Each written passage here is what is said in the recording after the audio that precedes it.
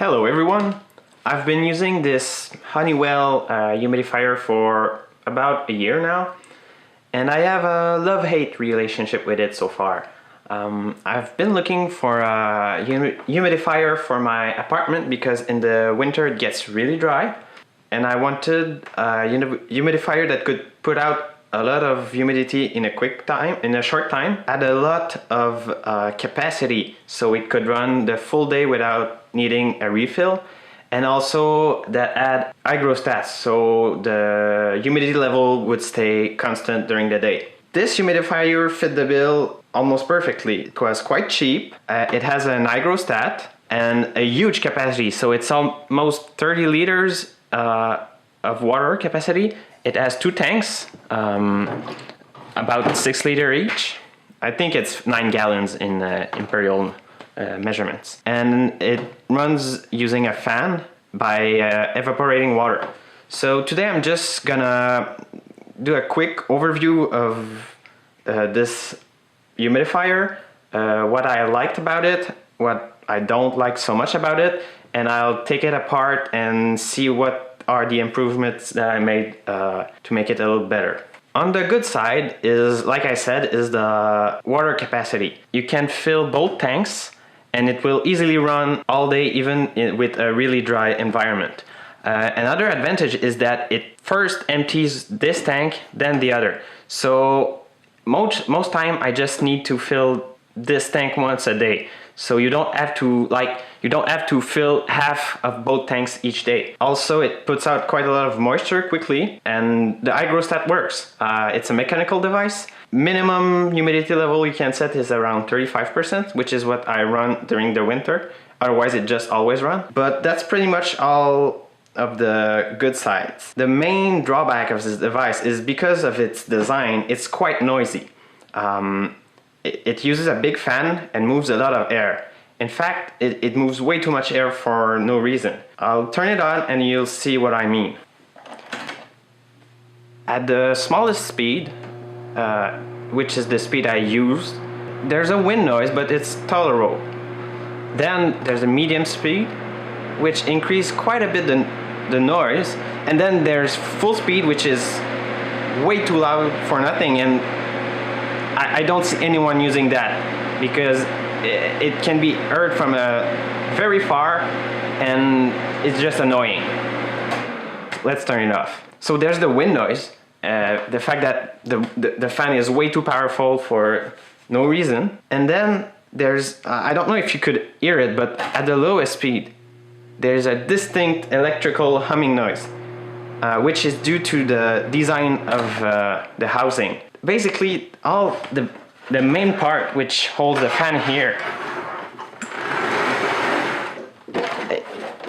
is leveraged. So the motor is here, and there's an axle over here, and the fan is all down here. So air comes in and is pulled through the filter we saw quickly just over there, and then humid air comes out. The problem is all the mass is held by this plastic casing, which is quite flimsy and contains many small pieces of plastic. So any vibration in the motor or the fan gets amplified and vibrates with the plastic. So, and it's really hard to completely remove the noise. As you can see, I added some mass using Canadian $2 coins and blue tack, just by finding where it resonated the most on each side. So this improves things, but still sometimes basically if you move the humidifier on the ground, it will start humming again. So that's just a bad design. The motor should not rest on this casing. It should be on the base of the whole humidifier, like this piece of plastic. And another problem is that the fan, as I bought it, was completely out of balance. So I had to put a mass on it to just rebalance it. So that's the main disadvantage of the device, how it's built, is there's just too much mass on a flimsy vibrating piece of plastic that amplifies the sound. And now that it's open, we can see how it works. So the true reservoir put water at the base, and then there's this paper filter that just wicks the moisture up, and the fan is around here. The air enters through the filter and then is pushed up and out of the device. So basic design works well. Of course, this paper filter over time can get moldy, since it's just a porous, humid membrane, so it's perfect for mold to grow. So you need to check that out. A bit of hydrogen peroxide does help to prevent mold to grow. Another feature of this device is there's a float over here that engages a switch on the motor, a limit switch that's right here. So when the water is empty, it stops. Now I'm gonna start taking apart all the electrical components in this housing to see if we can balance the fan better and see how all the electronics work in to control the speed and the humidity. After removing about 20 screws, I'm finally done with the disassembly. Right now you're seeing the top of the device. So this is where you have two knobs to control the fan speed and the humidity level. So the fan speed is controlled by a four position switch, off and the 3 speeds. And the other main control is this device, which is an hygrostat. So on one side you have a mechanical device that changes based on the relative humidity of the air, and once it engages, there's a lever to control the switch, which opens or closes the motor. So I try to, and even if it's not powered on, you can hear the device working. So if we're just around the current air humidity, so if we just move it, we can control when it opens and closes.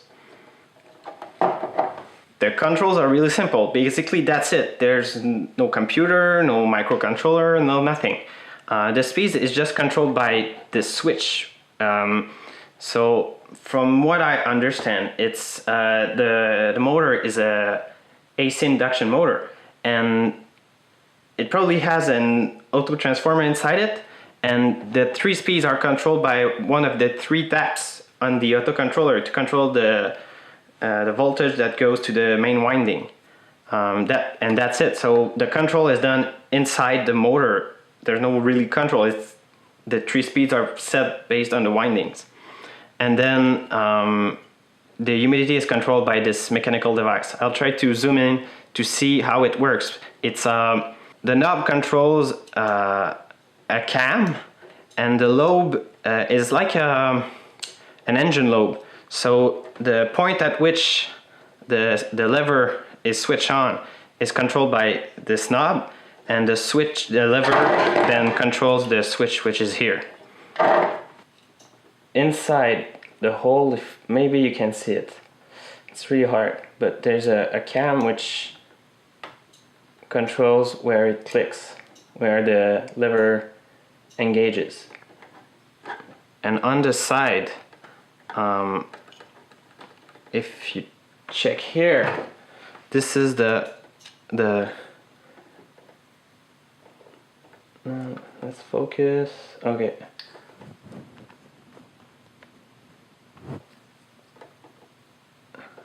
The lever is right here, and if you look here, if you control, this device moves.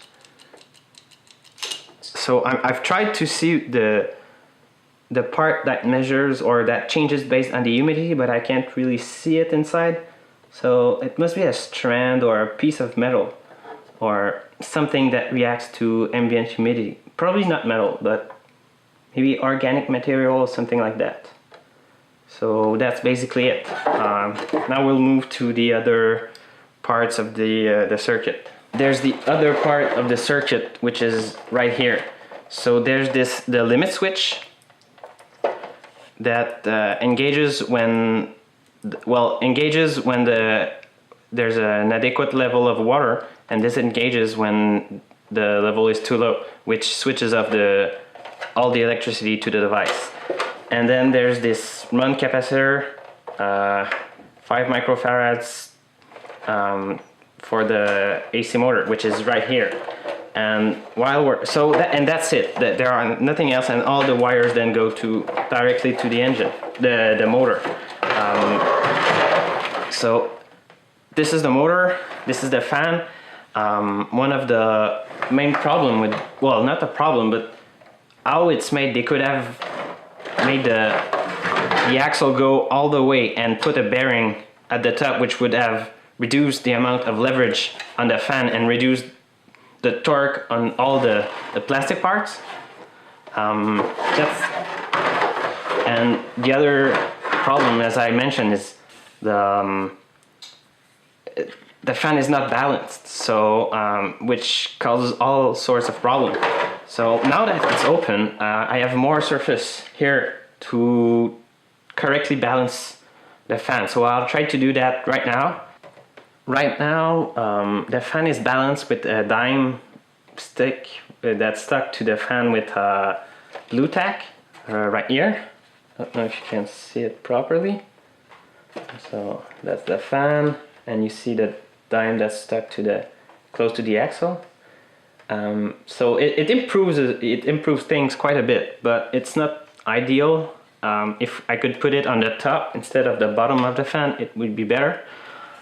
So right now I'm just gonna mark at the top where I need to place it, and then I'm gonna remove it and try to place it on the top to improve the balance. This is the fan seen from the top, and before removing the current balancing dime, let's see how it works, how are things before changing them. So I have put tape on the limit switch, so it's always on, and let's start the motor at the first speed.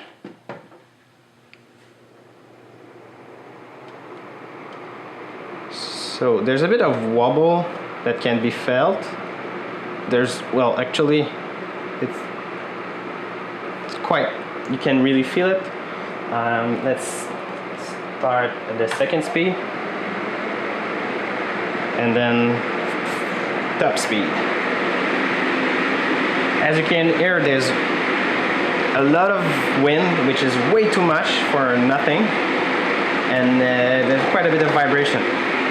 Like, you can really see it here.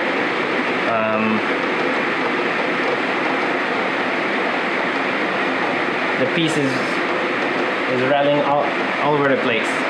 So let's stop it, and then we'll try to balance it again, but from the top this time. Before balancing it, let's see what it does without any balancing counterweight.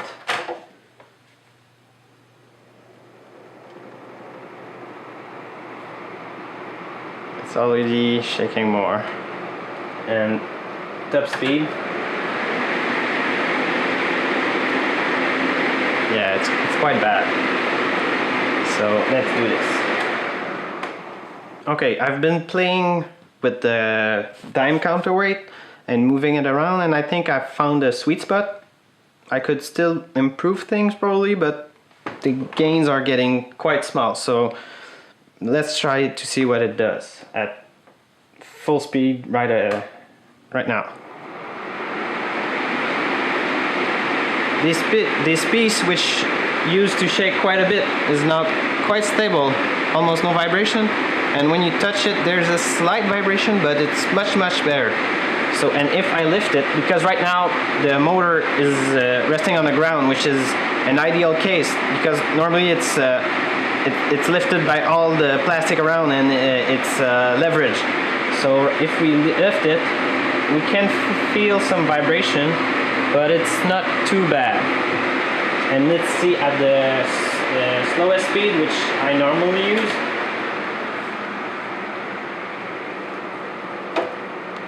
And if I put the plastic pieces,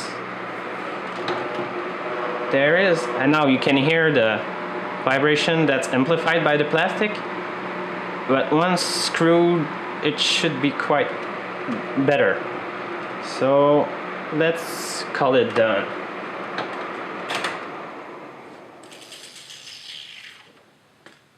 Before closing it all up, I'll add some oil to the motor bearing, which I don't think are ball bearing, but just bushings or brass sleeves or something like that. It's really cheap, but some oil should help it live a little bit longer and be smoother. The humidifier is now completely reassembled, and miraculously there is no screw left behind. I will start it up in a few seconds. I was able to reduce the vibration quite a bit, and without the water reservoir there is no humming, but once I add them, the humming is back. So right now I add them with no water, so maybe once they're full it will be better, but you will see. So I will start it at the slowest speed. There is a slight humming, which I have found out is not from actually the fan that's unbalanced, but from the frequency in the motor. So the motor itself is humming. It can still be heard at the second speed. Much less, because there's more wind noise. But at the slowest speed there's some humming without the reservoir. And I can change it by just adding mass or... So now the humming is stronger and there's less humming. And if I add the reservoir, which are empty, the humming is much more audible. And we can see it's the motor, because if I turn it off, the fan is still turning. You can feel wind, but the humming goes down. So let's hear it. The humming is completely gone, but the fan is still turning, and now the humming is back. And if I turn it off again, no more humming. So I don't think there's much I can do about that. With a better controller, maybe the humming would be gone, but as it is, I think I just gotta live with it. With the water reservoir full, there is still humming, so I don't think this can be removed with this motor design. So let's hear it.